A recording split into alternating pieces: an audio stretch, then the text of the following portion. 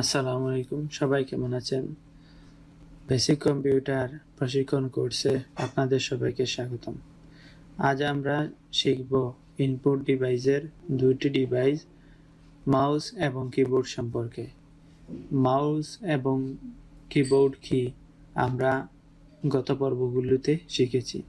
আজ আমরা কিবোর্ড এবং মাউস নিয়ে একটু বিস্তারিত আলোচনা করব।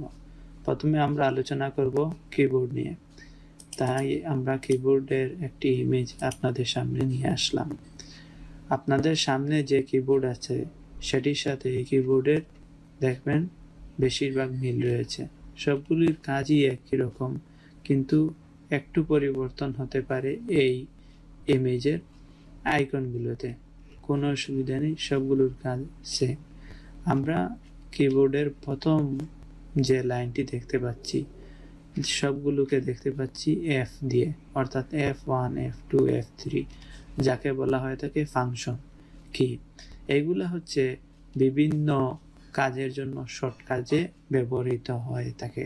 যেমন F1 এটি কোনো হেল্পের যদি প্রয়োজন হয় সেই জন্য ব্যবহার হয়ে থাকে।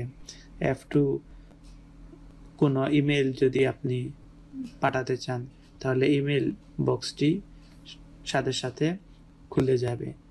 F3-তে যদি আপনি প্রেস করেন তাহলে কোনো কিছু যে পেজে থাকবেন সেই পেজের কোনো কিছু যদি আপনি সার্চ দিতে চান সেটির ক্ষেত্রে ব্যবহৃত হবে। এইভাবে অন্যান্য কিগুলোর কাজ সেম। এরপর যে আমরা দেখতে পাচ্ছি পরের লাইনে 1 থেকে 0 পর্যন্ত, অর্থাৎ 1 থেকে 0, এগুলো হচ্ছে নাম্বার। আর বাকি যেগুলো রয়েছে এই যে @ ডলার চিহ্ন, পার্সেন্টেজ চিহ্ন, এইগুলো হচ্ছে বিভিন্ন সিম্বল। এরপর আমরা দেখতে পাচ্ছি যে A থেকে নিয়ে Z পর্যন্ত যে ক্যারেক্টার রয়েছে ইংরেজি অ্যালফাবেট, এইগুলো আমরা এই জায়গায় দেখতে পাচ্ছি। আবার এই জায়গায় এই কিগুলো দিয়ে বাংলা লেখা যায়, আরবি লেখা যায়, সাথে তো ইংরেজি আছেও। আরবি বাংলা কিভাবে লিখতে হয় আমরা সেইগুলো শিখব ধারাবাহিক পর্বগুলোতে। এরপর আমরা দেখতে পাচ্ছি এই জায়গায় একটি বড় বাটন রয়েছে, এটিকে বলা হয়ে থাকে স্পেস। এরপর আমরা দেখতে পাচ্ছি এই জায়গায় কিছু বাটন, এইগুলোকে বলা হয়ে থাকে অ্যারো। যদি আপনি এটিতে ক্লিক করেন তাহলে আপনার মাউসের অ্যারোটি উপরের দিকে যাবে, এই দিকে দিলে ডান দিকে যাবে, বাম দিকে যাবে, এই সবগুলো উপর নিচে হবে এই অ্যারো চিহ্নগুলো। এরপর আমরা দেখতে পাচ্ছি এই পাশে হচ্ছে নাম্বার, এই জায়গায়ও নাম্বার রয়েছে, এই জায়গায়ও নাম্বার রয়েছে। ইউজারদের সহজে ব্যবহৃত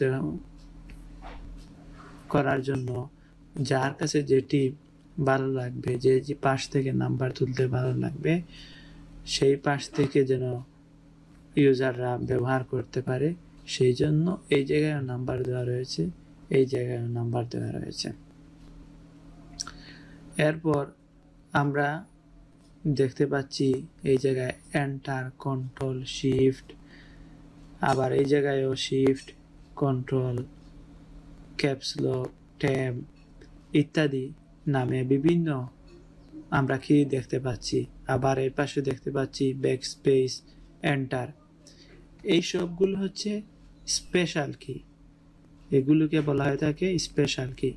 এগুলো দিয়ে অনেক গুরুত্বপূর্ণ কাজ করা হয়ে থাকে। চলুন এবার আমরা প্র্যাকটিক্যালি কিছু দেখি।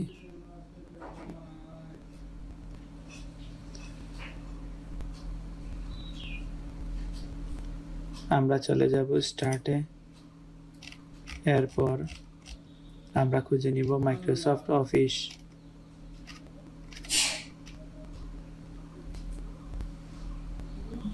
জাহিদ, জাহিদ,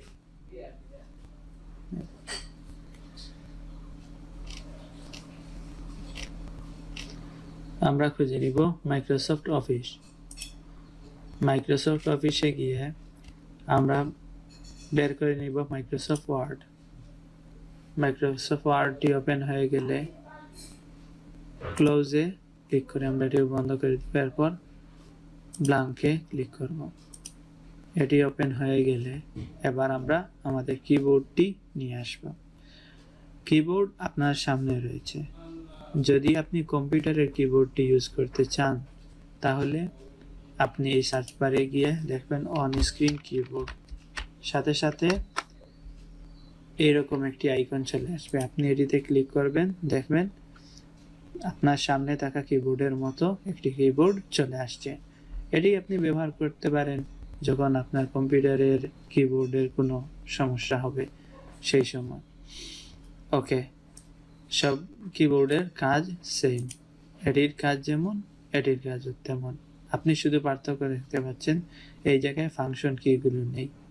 অসুবিধা নেই, আপনি N ক্লিক করেন, দেখুন ফাংশন কিগুলো বের হয়ে গেছে।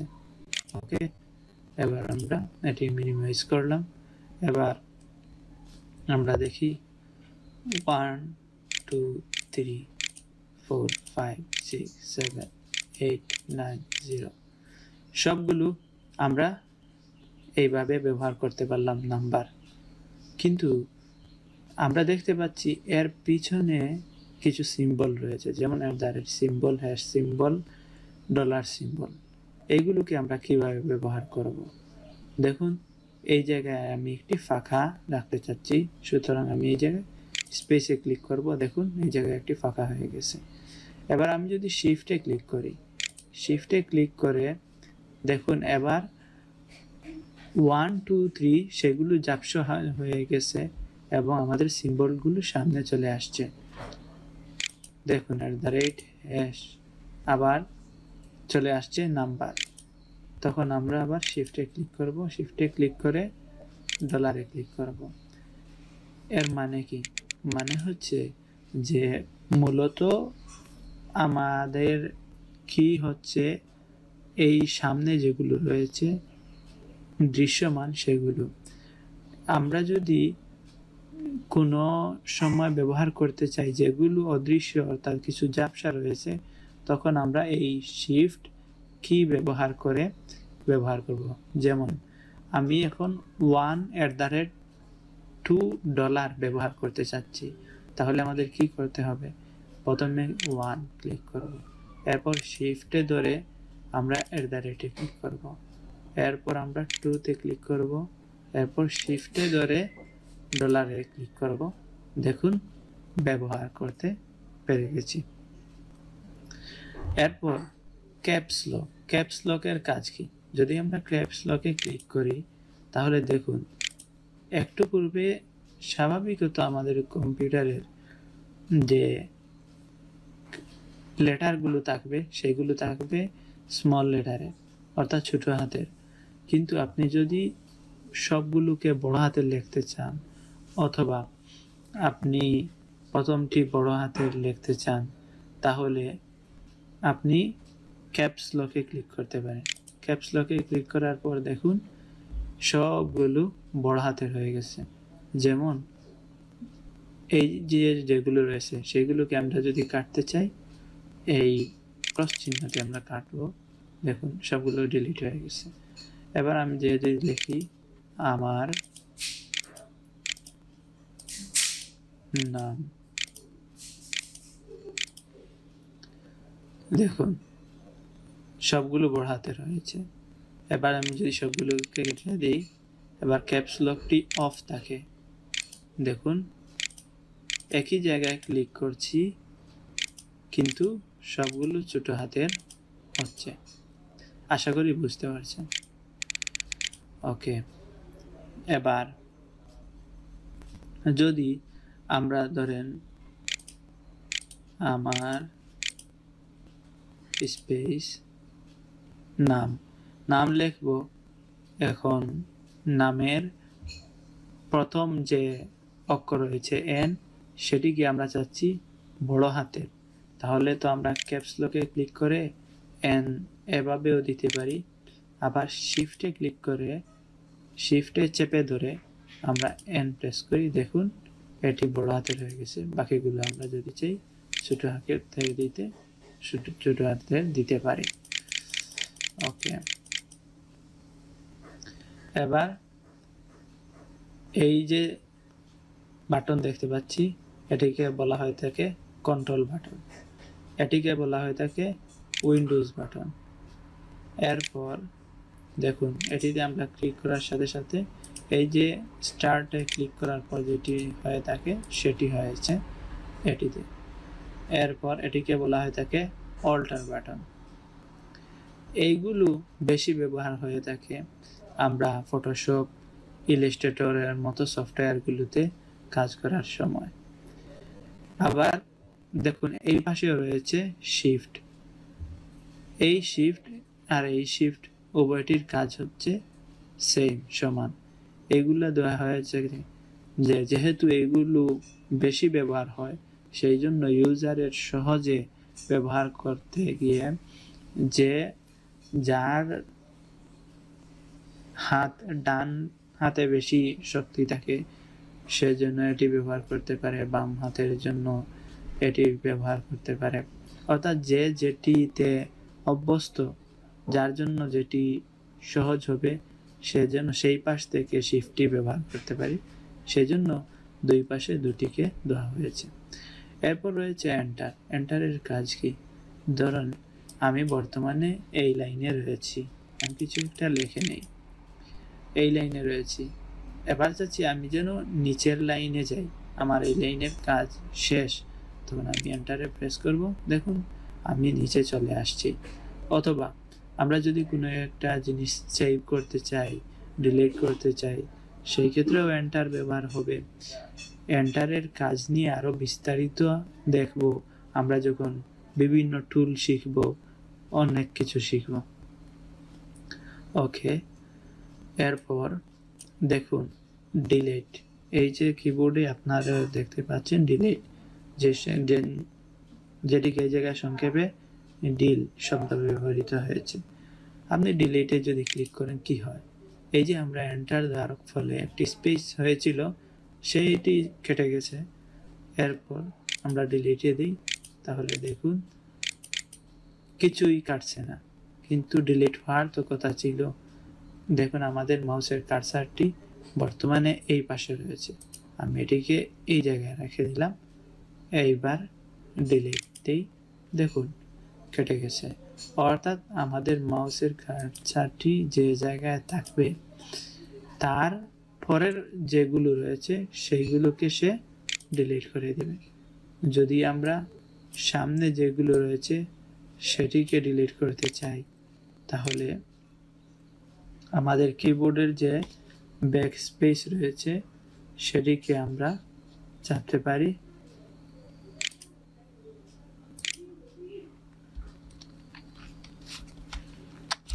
আপনারা আপনাদের কিবোর্ডের ব্যাক স্পেসটি চেপে দেখতে পারেন। ওকে,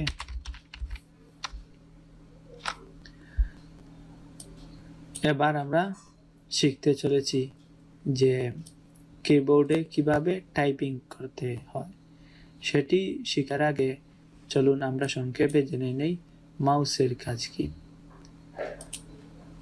আমরা ইনপুট ডিভাইসের আরেকটি ডিভাইসের নাম হচ্ছে মাউস, সেটি নিয়ে আলোচনা করব। মাউসের শাব্দিক অর্থ হচ্ছে ইঁদুর, এটি ইঁদুরের ক্ষেত্রে ব্যবহৃত হয়। এইটি যেহেতু ইঁদুরের মতো দেখতে, সেই জন্য এটির নাম বলা হয়েছে মাউস। ওকে, এই মাউসের আমরা দেখতে পাচ্ছি যে 4টি অংশ রয়েছে। এই হচ্ছে ব্যাক অংশ, তার পিছনের অংশ, এরপর হচ্ছে রাইট, লেফট এবং মধ্যখানে একটি কিছু একটা দেখতে পাচ্ছি, এটির নাম বলা হয় হুইল। ওকে, তো এই পাশের কাজ, পিছনের এই পাশের কাজ হচ্ছে যে আমরা যখন হাত রাখব তখন হাতের তালু থাকবে এই বাহিরে, আর মধ্যখান থাকবে এটির উপর, এটিতে কোনো বাটন নেই। বাকি আঙ্গুলগুলো আমরা বৃত্তাঙ্গুলির পাশের দুটি আঙ্গুলগুলোকে দুটির উপর রাখবো, একটি হচ্ছে রাইট আর একটি হচ্ছে লেফট। রাইটের কাজ হচ্ছে যে কোনো একটি শর্টকাট অপশন বাহির করে নিতে, যেমনটি আমরা পূর্বে দেখেছিলাম, রাইটে ক্লিক করার ফলে নিউ থেকে আমরা ফোল্ডার তৈরি করা দেখেছিলাম ইত্যাদি। আর বেশি ব্যবহার হয়ে থাকে এই লেফট অ্যারোটি।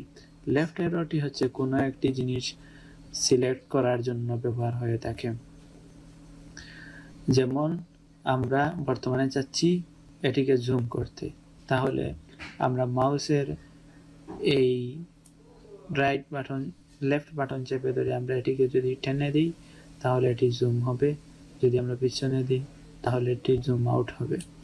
আর এই যে আমরা যে এটিকে দেখতে পাচ্ছি নাড়াচাড়া করছে মাউস নাড়ানোর সাথে সাথে, এটিকে বলা হয় থাকে মাউস পয়েন্টার। অর্থাৎ আমরা লেফট অ্যারো চেপে মাউস পয়েন্টারকে বলে দিচ্ছি তুমি এই জায়গায় যাও গিয়ে এবং এটিকে টেনে জুম করো, জুম আউট করো। এটি বহুল ব্যবহৃত হয়ে থাকে।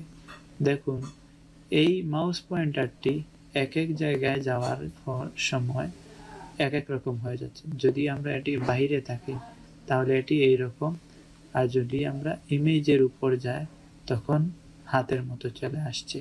কিন্তু আবার দেখুন সেই একই ইমেজের উপর চলে গেছে, এই জায়গায় যাওয়ার পর হাতের মতো আসে নাই। এর কারণ হচ্ছে যে যখন হাতের মতো আসবে তখন এর মানে হবে যে এটিকে নাড়ানো যাবে। এইভাবে আরো জুম করি তাহলে আরো বিস্তারিতভাবে এরকম নাড়ানো যাবে। দেখুন আমি মাউসের লেফটটি চেপে ধরে আমি এইরকম নাড়াচ্ছি, দেখুন হাতটি যেন কোনো কিছু টেনে আমাকে দেখাচ্ছে। ওকে, আর যদি এটিকে জুম আউট থাকে, নাড়ানোর মতো কোনো জায়গা না থাকে, তখন এই মাউস পয়েন্টারটি এইরকম থাকবে। আশা করি মাউসের বিষয়টি বুঝতে পারছেন। আর মধ্যখানে যে হুইল রয়েছে এটিকে আমরা কোনো কিছু জুম যদি সামনের দিকে দেই তাহলে জুম হবে, পিছনের দিকে দিলে জুম আউট হবে। অথবা লেখার সময় আমাদের কার্সারটি যদি উপরের দিকে নিতে চাই বা পৃষ্ঠাকে কোনো কিছুকে উপরের দিকে নিতে চাই তাহলে হুইলটি সামনের দিকে দিব, আর যদি কোনো কিছুকে নিচের দিকে নিতে চাই হুইলটি নিচের দিকে আমরা পিছনের দিকে ঘুরাবো। ওকে, আশা করি বিষয়টি বুঝতে পারছেন। এবার আসি আমরা কিবোর্ডে কিভাবে লিখব। কিবোর্ডে লেখার সময় আমি আপনাদের সাথে একটি ইমেজ দেখাচ্ছি। এই জায়গায় আপনারা একটি কিবোর্ড দেখতে পাচ্ছেন। দেখুন কিভাবে হাতগুলো রাখা হয়েছে। এই যে হাতের উভয় হাতে বৃদ্ধাঙ্গুলি উভয়টিকে রাখা হয়েছে স্পেসের উপর, অর্থাৎ এই স্পেসের উপর। আর বাকি যে আঙ্গুলগুলো রয়েছে সেইগুলোকে রাখা হবে, এই আঙ্গুলকে রাখা হবে এটিতে এ, এই আঙ্গুলকে রাখা হবে এস এর উপর, এটিকে রাখা হবে ডি এর উপর, এরপর এই আঙ্গুলকে এফ এর উপর, মধ্যখানে এটি ফাঁকা থাকবে। এরপর এই বৃদ্ধাঙ্গুলিকে এই জায়গায় রাখা থাকবে, কিন্তু বাকিগুলোকে এটিকে রাখা হবে এল এর উপর, এটিকে কে, এটিকে এল এর উপর, এটি হচ্ছে জে কে এল, এবং এটিকে রাখা হবে সেমিকোলনের উপর। সব সময় কম্পিউটারের যখন আমরা কিবোর্ড টাইপিংয়ে বসবো তখন এইভাবে বসবো, উভয় বৃদ্ধাঙ্গুলিকে স্পেসের উপর চেপে ধরে স্পেসের উপর রেখে হালকাভাবে, এরপর বাকি আঙ্গুলগুলোকে এই পাশ থেকে এ এস ডি এফ জি, এটি ব্যবহার হবে এই হাত দিয়ে, কিন্তু আঙ্গুলগুলো থাকবে এ এস ডি এফ, এরপর এফ। আবার এই আঙ্গুলটি যখন জি ব্যবহার করার প্রয়োজন পড়বে তখন এই আঙ্গুলটি সরাসরি জিতে যাবে, গিয়ে জি ক্লিক করে আবার চলে আসবে এফ এর উপর। আর এই হাতের আঙ্গুল বৃদ্ধাঙ্গুল স্পেসের উপর থাকবে, এরপর জে কে এল সেমিকোলন। এই আঙ্গুলটি এইচ কেও ব্যবহৃত করবে। যখন এইচ এর প্রয়োজন পড়বে তখন এই পাশ থেকে এইচ এ যাবে, এরপর চলে আসবে আবার জি এর উপর। এইভাবে যখন কিউ প্রয়োজন পড়বে তখন এই আঙ্গুল দিয়ে কিউ, যখন জেড প্রয়োজন পড়বে তখন এই আঙ্গুল দিয়ে জেড। কিন্তু যখন জেড লেখা শেষ হয়ে যাবে সাথে সাথে আঙ্গুল আবার এতে চলে যাবে, কিউ লেখা শেষ হয়ে যাবে তখন সাথে সাথে এই আঙ্গুল এতে চলে আসবে।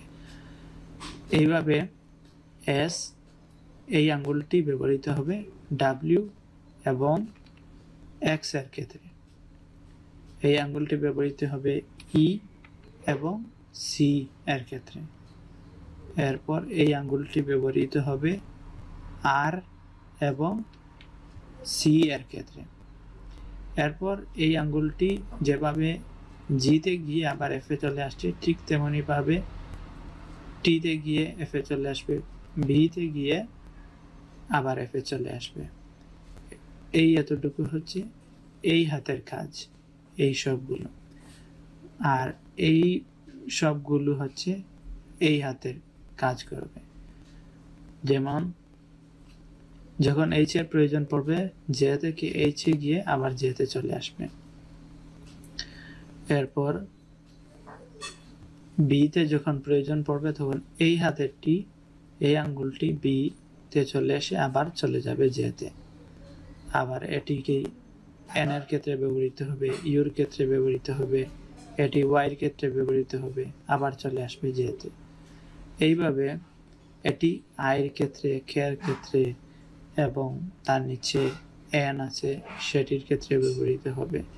এটি এল ও এরপর এম এর ক্ষেত্রে ব্যবহৃত হবে, এটি সেমিকোলন পি ইত্যাদি এগুলোর ক্ষেত্রে ব্যবহৃত হবে। আশা করি টাইপিংয়ের বিষয় আপনাদের ক্লিয়ার হয়েছে। যদি আরও বিস্তারিতভাবে জানতে চান তাহলে অবশ্যই কমেন্ট বক্সে জানাবেন। আশা করি এতটুকুই আপনাদের জন্য যথেষ্ট হবে। চলুন আমরা একটু প্র্যাকটিক্যাল কিছু দেখি। আমাদের মাইক্রোসফট ওয়ার্ডটি ওপেন করে নিলাম। এবার তো আমরা জানি কিভাবে টাইপিং করতে হয়। বারবার প্র্যাকটিস করবেন, যত প্র্যাকটিস করবেন দেখবেন তত আঙ্গুলগুলো ফ্রি হবে। প্রথমে লেখার সময় দেখবেন আঙ্গুলগুলোর জট খুলছে না, তখন মনে হবে যেন আমরা এভাবে মোবাইল চাপার মতো একটি একটি করে চালাই। আসলে এরকম চালালে প্রফেশনালিজম আসবে না। প্র্যাকটিস করতে করতে এগুলো আমাদের জন্য সহজ হয়ে যাবে। আমরা এইভাবে প্র্যাকটিস করব, এ এস ডি এফ জি, এরপর space, semicolon L K J H, space, আবার এ S D F G, space, semicolon L K J H, space, এরপর কিউ, সাথে সাথে আঙ্গুল আবার চলে আসবে এতে, কিউ, ডাব্লিউ, ই, আর, টি, এরপর স্পেস, এরপর হচ্ছে Y, U, I, O, P. Okay, এরপর হচ্ছে space, Z, X, C, V, এরপর হচ্ছে এই পাশ থেকে comma, M, N, B. Okay, এরপর দিবেন এন্টার। এবার বেশি প্র্যাকটিস করবেন, A S D F G, এরপর সেমিকোলন এল, জি লেখার পর স্পেস চেপে semicolon L K J H, আবার space, A S D F G, space, semicolon LKJH। এইভাবে সারা দিন শুধু এইগুলো লিখতে থাকবেন। এরপর যখন এই লাইনটি লেখা হাতের জন্য সহজ হয়ে যাবে, তখন আপনি উপরের লাইনটি প্র্যাকটিস করবেন, এরপর নিচের লাইনটি প্র্যাকটিস করবেন। যখন সবগুলোতে লেখা প্র্যাকটিস করা শেষ হয়ে যাবে, আঙ্গুল ইজি হয়ে যাবে, এবং সব সময় আপনি কিবোর্ডের দিকে না তাকিয়ে স্ক্রিনের দিকে তাকিয়ে লেখার চেষ্টা করবেন। তাহলে আমাদের অবচেতন মন এগুলোকে রেকর্ড করে নেবে। ওকে, যখন আঙ্গুল ফ্রি হয়ে যাবে তখন আপনি লিখবেন মাই নেম ইজ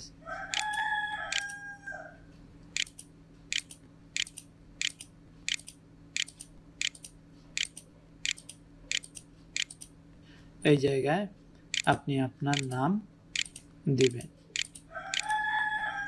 এইভাবে লেখার চেষ্টা করবেন। ওকে, যদি ভিডিওটি ভালো লেগে থাকে তাহলে অবশ্যই লাইক কমেন্ট করে জানাবেন, এবং দেখা হচ্ছে ইনশাআল্লাহ খুব শীঘ্রই পরবর্তী ভিডিওতে। পরবর্তী ক্লাসে আমরা জানব আরও অনেক গুরুত্বপূর্ণ কিছু, তাই আশা করি সেই ক্লাসটি আপনারা মিস করবেন না। ধন্যবাদ সবাইকে।